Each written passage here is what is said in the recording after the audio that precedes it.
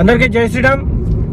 హిందూ ధర్మం కోసం ఎవరెవరైతే బయటికి వచ్చి మాట్లాడుతుంటారో వాళ్ళపై ఏ రకంగా దాడి చేయాలా అని చెప్పి హిందూ వ్యతిరేకులు ఎవరైతే ఉన్నారో వాళ్ళంతా పనిగట్టుకొని సోషల్ మీడియాలో తెగ వైరల్ అవుదామన్న ఉద్దేశంతో పోస్టులు పెడుతూ ఉంటారు.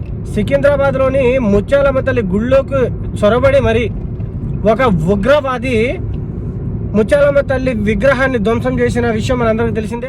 అది తెలుసుకున్న మహిళా అఘోరి తెలంగాణ వచ్చి తెలంగాణలో ఆమె సృష్టించిన ప్రపంచం మామూలుది కాదండి. సనాతన ధర్మ పరిరక్షణ కోసం ఇప్పటిదాకా కొంతమంది ధర్మ పరిరక్షకులే ఉన్నారనుకున్నాం.